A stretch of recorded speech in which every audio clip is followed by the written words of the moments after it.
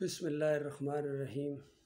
आज मैं अपने आर्मी चीफ़ जनरल बाजवा साहब से मुखातब हूँ। ये सोशल मीडिया का दौर है और इसमें बरह रास्त गुफ्तगू करना भी आसान हो जाता है।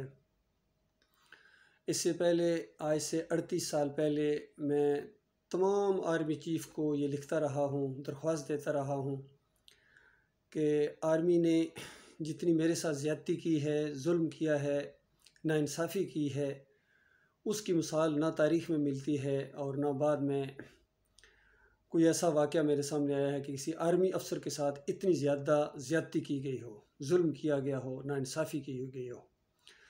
बहरहाल आप के ऊपर अल्लाह ताला की तरफ से एक बहुत बड़ी ज़िम्मेदारी है और अभी आप बिल्कुल अपनी रिटायरमेंट के आखिरी दौर में हैं और चंद महीनों के बाद आप अपने घर चले जाएंगे। उससे पहले ये एक इंसाफ का फ़ैसला करके जाएं।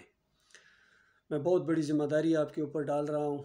इससे पहले हर एक के ऊपर मैंने डाली है, लेकिन इनको हर बात की अहमियत है और नहीं अहमियत है तो अल्लाह की बात की अहमियत नहीं है। क्योंकि मेरा केस जो है ये खालिस एक नज़रियाती केस है, दीनी केस है, अल्लाह का मामला है और इस मामले में बहुत ज़्यादा बेखौफी का मुजाहरा किया गया है। आज से 38 साल पहले जब मैं 7 पंजाब रेजिमेंट में अफसर था, मेरा PA नंबर 23232 है और मैं 70th PM में लॉन्ग कोर्स के साथ मैंने कमीशन लिया था और 7 पंजाब रेजिमेंट को ज्वाइन किया लाहौर में। बुनियादी कोर्सेज़ मैंने A ग्रेड में पास किए और अभी मैं लेफ्टिनेंट ही था कि कर्नल नजमुल हसन मलिक ने मुझे अपना एजुरेंट लगाया। खुश होकर कि इसने बहुत ही ज़्यादा अच्छे कोर्सेज़ किए हैं अरशद ने, और एप्रिसिएशन के जो लेटर्स हैं वो ब्रिगेड ऑफिसर की तरफ से भी और कोर कमांडर की तरफ से भी कर्नल को वसूल हुए हैं। लिहाजा उन्होंने इसको बहुत ही ज़्यादा खुशी का एक मामला समझा और यूनिट दरबार में मुझे खड़ा करके दूसरे ऑफिसर्स को कहा कि अगर कोर्स करने जाओ तो इस तरह कोर्स किया करो। लेकिन वही कमांडिंग अफसर कर्नल नजमुल हसन मलिक मेरे उस वक्त दुश्मन हो गए। जब मैंने ईमान और अकीदे की बात उनके सामने की और मैंने बताया कि देखो, ये जो हम मॉर्निंग परेड के अंदर दम दम अली अली और या अली मदद का नारा लगाते हैं जवान, ये मुनासिब नहीं है, क्योंकि ये कुरान का इनकार है। बिल्कुल पूरी तरह ये बात मेरे दिल के अंदर बैठ गई और एक दावत जो सही मानों में कुरान और हदीस की दावत थी और हमारे आर्मी अफसर आलम दीन की एक दावत थी, उनका लिखा हुआ लिटरेचर था, किताबचा था, फलाह का रास्ता, डॉक्टर मसूदुद्दीन उस्मानी रहमतुल्लाह अलैह MBBS। उन्होंने जंगें भी लड़ी हैं पाकिस्तान आर्मी की तरफ से और ज़ख्मियों की मरहम पट्टियाँ की हैं और बहुत ही ज़्यादा हमदर्दी रखते थे पाकिस्तान के साथ और फ़ौज के साथ और इस्लाम के साथ, ख़ासकर ईमान अकीदे के साथ। तो उनकी बात जो कुरान और हदीस के मुताबिक है वो मानना क्या जुर्म है बताइए। तो ये बात कहनी थी कि कर्नल नजमुल हसन मलिक ने, मुझे अभी तक याद है, इस तरह मुंह के ऊपर हाथ फेर के उसने कहा कि देखता हूँ मैं तुम आर्मी में कैसे रहते हो। और जो उसने किया था, कहा था, कर दिखाया उसने। फिर आज भी इसको केस की इंक्वायरी की जाए और बड़ी सादा है, यकीन कीजिए, मैं आपको आसान तरीका बताता हूँ। ये बिल्कुल उसी तरह का एक मामला है जिस तरह जब यूसुफ अलैहिस्सलाम जेल में थे और बादशाह ने उनको जब बुलाया तो यूसुफ अलैहिस्सलाम ने सिर्फ इतनी बात कही कि उन औरतों का क्या बना, उन औरतों के मामले में क्या मामला जिन्होंने अपने हाथ काट लिए थे, बस पहले ये मामला करो। तो देखिए, बिल्कुल छोटी सी बात थी लेकिन सारा केस सामने आ गया कि मामला क्या है। बिल्कुल इसी तरीके से मैं आपको कहता हूँ कि मेरा केस अगर आपने इंक्वायरी करवाना है तो सिर्फ इतनी बात यूनिट से जाके पूछ लो कि नायक असमतुल्ला और स्पाई मलिक जान को यूनिट से क्यों निकाला गया था जब ये अपने कहूटा में वो सिक्योरिटी की ड्यूटी दे रही थी। नजमुल हसन मलिक ने उनको क्यों घर भेजा था। सारे लोग मौजूद हैं, ख़ुद मलिक जान अभी ज़िंदा हैं, असमतुल्ला से भी जाके पूछ सकते हैं। और उस दौर में जो JCOs थे, ऑफिसर्स थे, उस वक्त कैप्टन खटक, आसिफ खटक था और कैप्टन अली बाद में मेजर और CO कमांड करके बल्कि वो जनरल तक बने हैं और मेरे कोर्समेट अभी सीनियर जर्नैल हैं। पिछली दफ़ा जब मैं गया था तो मैं अपने कोर्समेट मंगला में जो कोर कमांडर थे उनको भी मिला था, उमर दुर्रानी। तो मैं एक यानी फ़ौज का हमेशा खैरख्वाह रहा हूँ, और खैरख्वाही के तौर पर उनको मैंने ये दावत पेश की थी कि देखो, ये जाहिली मदद कहना ये दीन के ख़िलाफ़ है, इस्लाम के ख़िलाफ़ है, और ये शिर्क है, और कुरान के पहले सफ़े का इनकार है। मैं आज भी इस पर कायम हूँ, यही बात, और मैं हर जगह इस बात को साबित कर सकता हूँ, ये शिर्क है। तो उस वक्त एक केस बना के, मेडिकल केस बना के, मुझे वहाँ से फ़ारिग करवा दिया गया। और अभी भी CMH में जाके मेरी फ़ाइल खोलें, जो मेरी मेडिकल की फ़ाइल है, उसकी हिस्ट्री रिपोर्ट जो होती है, जो CO लिखता है, उसके अंदर अभी तक फलाह का रास्ता पड़ा हुआ है। उसमें कर्नल नजमुल हसन मलिक ने लिखा है कि ये अफसर है, ये किताब पढ़ी है इसने, और ये दावत देता है इस अंदाज से, अपने जो भी दर्स वगैरह देता है या जो भी मोटिवेशन टॉक करता है, उसमें इस तरह की बातें करता है। तो ज़ाहिर बात है, मोटिवेशन ईमान अकीदे के हवाले से हो सकती है, सहाबा इकराम के वाक़यात हो सकते हैं। उन दिनों के अंदर कैप्टन टू जो प्रमोशन एग्ज़ाम है, सोर्ड ऑफ अल्लाह भी मैं पढ़ रहा था, उसमें खालिद बिन वलीद के वाक़यात थे, मुसलमान जर्नैलों के किस्से थे, वो सारे के सारे अल्लाह अकबर कहते थे। किसी ने भी अल्लाह के अलावा किसी और को मदद के लिए नहीं पुकारा था। तो जोश और जज्बा पैदा करने के लिए कुरान और हदीस का यही तो मजमून है। ये कौन सा जुर्म है जो मैंने कर दिया था, बताइए? और इसकी वजह से एक मेडिकल केस बना के कि ये जनाब इनका दिमाग काम नहीं करता, ऐसी ऐसी बातें करते हैं। तो ये बहुत अफसोसनाक वाक़या पेश आया, बहुत बड़ा नुकसान पहुंचाया गया पाकिस्तान आर्मी को, और एक अफसर को जिसने 4 साल पाकिस्तान मिलिट्री एकेडमी में, यानी जो 2 साल जूनियर कैडेट बटालियन में और 2 साल पाकिस्तान मिलिट्री एकेडमी में तरबियत हासिल की है, और उसके बाद बेसिक कोर्सेज़ OW और JOL और ये जितने जितने वेपन कोर्सेज़ होते हैं, मैंने A ग्रेड लिया है। और ये भी आपको बताऊं कि 46 एक ब्रिगेड का जब मशीन जो मुकाबला हुआ था, फायरिंग कंपटीशन, उसमें मैंने पहली पोजीशन हासिल की थी। और अभी भी रिकॉर्ड चेक कर लीजिए, जो 400 ऑफिसर्स का कोर्स हुआ था इन्फेंट्री स्कूल कोयटा में, मैं वाहिद अफसर था जिसका जो मॉडर गोला था वो पिन पॉइंट हिट हुआ था, और ग्रेनेड कंपटीशन में भी मैंने सबसे फर्स्ट पोजीशन मैंने हासिल की थी। ये बातें इसलिए बता रहा हूँ कि ये पाकिस्तान आर्मी का बहुत बड़ा नुकसान किया है कर्नल नजमुल हसन मलिक ने, और उस दौर में जो भी वो लोग थे, ब्रिगेडियर मोइन खासकर, जब उनके पास वो मुझे पेशी के लिए लेके गए तो उन्होंने कहा कि मेरे बारे में आपका क्या ख्याल है। तो मैंने कहा, भाई आप एक कैरियर अफसर है, मुझे बहुत हर लिहाज से मैं आपसे मुतासर हूँ, लेकिन मसला ये है कि जहाँ तक दीन का मामला है, ईमान का मामला है, अकीदे का मसला है, आपके बंगले के करीब से हम गुजरते हैं और दम दम अली अली और या अली मदद के नारे लगाते हैं, और आपने कभी इसके ऊपर रिएक्शन नहीं किया कि ये क्या कर रहे हो। तो इसका मतलब है कि ईमान अकीदे की तो आपको भी परवाह नहीं है। तो वो भी ज़रा बुरा मना गए।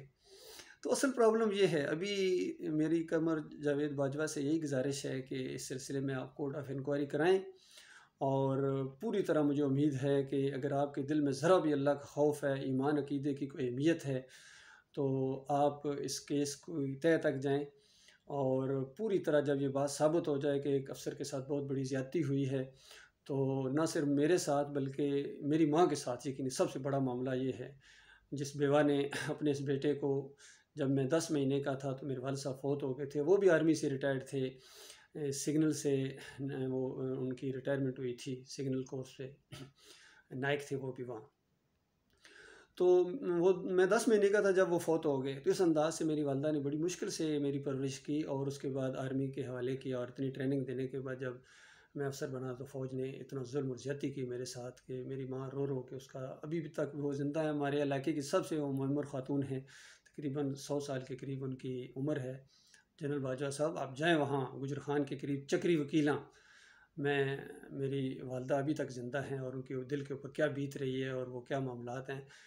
आप तो वैसे भी आगे पीछे लोगों की दिलजोई करते हैं, और आर्मी ऑफिसर्स के साथ, जवानों के साथ बड़ा लगाव का मामला करते हैं। तो मैं भी आर्मी अफसर हूँ, मैं भी बड़े जज्बात के साथ आर्मी में गया था, और अभी तक मेरे जज्बात हैं। और अगर कोई और होता मेरे अलावा तो मुमकिन है वो आर्मी के ख़िलाफ़ बोलता या इस तरह की बातें करता। मैं 38 साल से मैंने कभी इस अंदाज से कभी गुफ्तगू नहीं की है। बस मैं हमेशा अपना केस सामने लाता हूँ, और दरख्वास्त वाला अंदाज़ कि इस केस की इंक्वायरी की जाए, और जब मैं बिल्कुल बेगुनाह साबित हो जाऊँ, बल्कि सच्चा साबित हो जाऊँ, तो गुज़श्ता 38 साल की जो मेरी तनख्वाहें हैं वो भी आपके ऊपर ड्यू हैं, कर्जा चढ़ रहा है आपके ऊपर, यकीन कीजिए।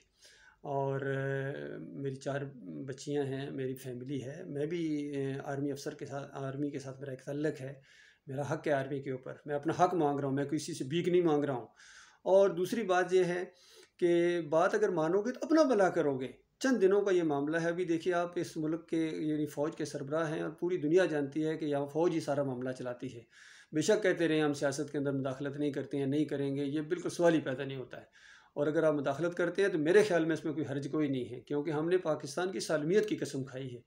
जब पाकिस्तान के ख़िलाफ़ ये मामलात करते हैं सियासतदान, तो फिर ज़ाहिर बात है मुदाखलत करनी पड़ती है। तो इस अंदाज से ये एक तल्लक है मेरा आर्मी के साथ और आपके साथ। तो आपसे ये गुजारिश है कि इस बात को आप अहमियत दें। नहीं अहमियत देंगे तो याद रखिए, ये मामला कोई दुनियावी नहीं है, ये कोई सियासी मामला नहीं है, ये खालिस ईमान, अकीदे और तौहीद का मामला है। इसी बुनियाद के ऊपर मैंने ये अपना चैनल बनाया हुआ है। इसमें आप देखेंगे कि कितनी खैरखाई के साथ मैं अपने मुल्क की कौम को ईमान अकीदे के हवाले से इनकी रहनुमाई करता हूँ, इनकी निशानदेही करता हूँ। और जो भी आपके अकीदे के अंदर, यानी इमरान खान साहब के अकीदे के अंदर, फजल रहमान के अकीदे के अंदर, ख़ुद आपके अपने अकीदे के अंदर भी मैंने एक अपना वीडियो चढ़ाया हुआ है कि जिसमें एक मुशरकाना नायत थी और उसके ऊपर आप ज़रा झूम रहे थे। तो ये शिरक है, शिरक आपको ले डूबेगा। और चंद दिनों की ये ज़िंदगी है, मरने के बाद बताइए क्या होगा। वहाँ फ़ैसला तो होना है इस बुनियाद के ऊपर कि ईमान अकीदे के हवाले से।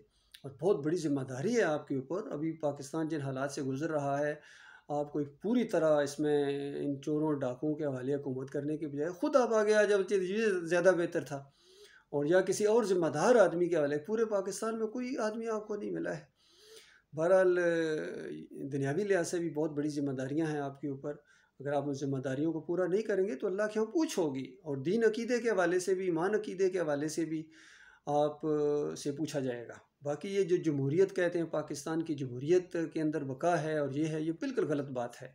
जमहूरियत एक मुशरकाना निज़ाम है और इसका हमायती, इसका दफ़ा करने वाला वो अल्लाह का मुजरम है। कलमे के साथ ये गद्दारी है। हमें कुरान जो आइन है अल्लाह का, इसके साथ वफ़ादारी निभानी है। इसकी कसम खाई है हमने, ईमान अकीदे की कसम खाई है। और पाकिस्तान तो बना ही इसी बुनियाद के ऊपर कि पाकिस्तान का मतलब क्या, ला इलाहा इल्लल्लाह, कि अल्लाह के अलावा कोई माबूद नहीं होगा। तो आजकल हमारे पाकिस्तान के जो एक्स प्राइम मिनिस्टर हैं इमरान खान साहब, इस पर ज़ोर देने की कोशिश करते हैं, लेकिन मैं अफसोस के साथ बात कर रहा हूँ कि ख़ुद उनको ला इलाहा इल्लल्लाह का मतलब नहीं आता है। वो ला इलाहा इल्लल्लाह भी कहते हैं और उसके बाद जाके गंज शकर के मज़ार के ऊपर जाके सजदे करते हैं, बोसे करते हैं, चौखट को चूमते हैं जाके। तो ये ला इलाहा इल्लल्लाह का इनकार है। तो मैं अपने फ़ौजी अफसरों को ये कहूँगा कि आप आगे बढ़ें। ये कोई गद्दारी नहीं है आइन की, बल्कि ये वफ़ादारी है कुरान के साथ और हदीस के साथ। इस मुल्क को कुरान और हदीस के मुताबिक आगे चलाया जाए। इस सिलसिले में आपकी रहनुमाई करने के लिए तैयार हूँ। मैं पूरी तरह शरह सदर है मेरा। मैंने एक किताब भी लिखी थी पाकिस्तान क्राइसिस के ऊपर और इन सारे मामलात के ऊपर। बल्कि पूरी दुनिया में जो मुसलमान हैं, इनके साथ जो कुछ आजकल हो रहा है, ये ईमान अकीदे में ख़राबी की वजह से हो रहा है। तौहीद से नाबलद हैं, ईमान से खाली हैं और कुरान की जो तौहीद है उससे ये दूर हैं। तो लिहाजा ये फ़ौज अब आगे बढ़े, फ़ौजी ऑफिसर्स आगे बढ़ें। 70th लॉन्ग कोर्स के ऑफिसर्स के लिए खुसूसी मेरा ये बयान है और ख़ास कर ये जनरल कमर जावेद बाजवा के लिए। और अगर आप ये नहीं कुछ इसका मामला करते हैं, ज़ाहिर बात है ये यूट्यूब के ऊपर पब्लिक में ये चीज़ जा रही है। नेक्स्ट जो आर्मी चीफ़ आएंगे उनके लिए भी यही है, उससे नेक्स्ट आएंगे उनके लिए भी यही है। और जब तक ये मैं ज़िंदा हूँ, मैं इस ईमान अकीदे की जंग को लड़ता रहूँगा। और ये नज़रियाती सरहदों की जो हिफाजत होती है, ये दूसरी सरहदों से ज़्यादा कीमती है, क्योंकि आपका दिल जब मज़बूत होगा, ईमान मज़बूत होगा, तो दूसरी चीज़ें भी सही होंगी। लेकिन ईमान अकीदा और जब दिल ही कमज़ोर हो जाए तो फिर इंसान कुछ नहीं कर सकता है। अभी भी मेरी सर्विसेज आप ले सकते हैं। पाकिस्तान मिलिट्री एकेडमी में कैडेट्स को मैं मोटिवेशन दे सकता हूँ। इन्फेंट्री स्कूल कोटा में ऑफिसर्स को मैं मोटिवेशन दे सकता हूँ। जहाँ भी मुझे इस्तेमाल करें, मैं इंशाल्लाह इस खिदमत के लिए हाज़िर हूँ।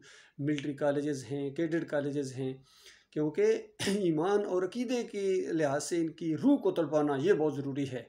जब तक ईमान अकीदे का जोश नहीं आएगा और इस्लाम और अपने जो हमारे जर्नैल गुज़रे हैं, इस मुस्लिम जर्नैल गुज़रे हैं, इस्लामी तारीख़ है अपनी एक।